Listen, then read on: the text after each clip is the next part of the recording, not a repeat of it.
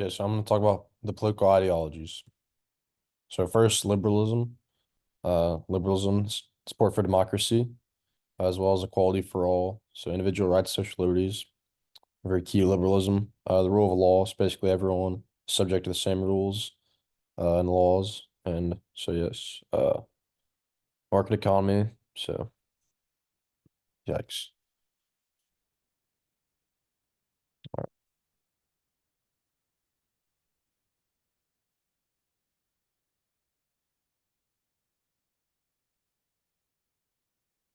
All right, so I'm gonna be talking about political ideologies. So first, liberalism. So liberalism is democracy.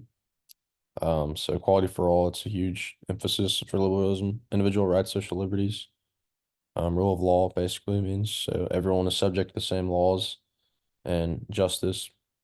It's a market economy, liberalism, with some regulations, but not a lot. Liberalism wants to limit government as well, and equality of opportunity of result is a fundamental ideal.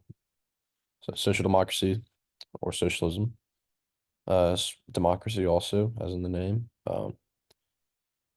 Key emphasis is on individual rights, and it's also market economy, but with a lot more regulations, basically just to combat inequality. So yeah, that's really the main difference. Also, support for social welfare and equality and social justice are very key, but really the market economy with the regulations are the key difference here. So yeah, as in terms of like taxation, stuff like that is really what helps combat the equality. Communism, it's a classless society. So common ownership means of production. It's basically like the workers and the factories, they say. And then no private ownership of property also. It's a planned economy and the value of the society over the individual. Equality of result over opportunity, that's another key belief, fundamental belief of communism. And obviously the greatest example of this would be from the Soviet Union. All right, next, fascism. So extreme fascism, really what's key to fascism is extreme nationalism. So the belief that one's nation, their ethnicity, religion, all of that are superior to other people's. In fascism, the government's really totalitarian, so government controls everything from, just policy making to really just citizens' daily lives. And so yeah, um, also they want to expand like political influence through military conflict. That's really what separates just like the extreme nationalism. That's really what makes fascism.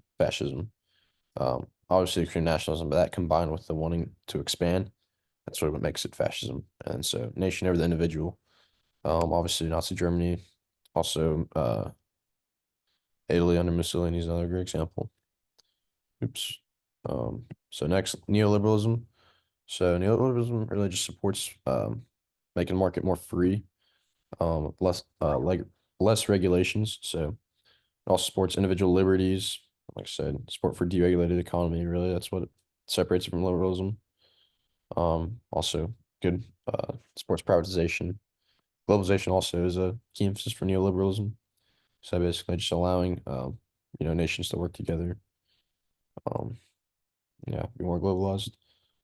Next, populism. So ordinary people of the elites. Um, so it appeals to the general population for the most part and critique of elites.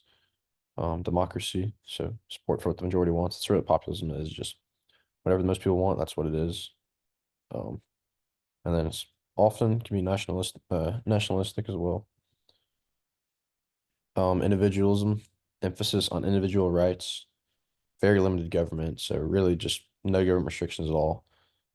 Support for free market system and equality of opportunity is very central to individualism. And anarchy, the belief that the government is bad, really, just in all forms. So there's no support for a state at all.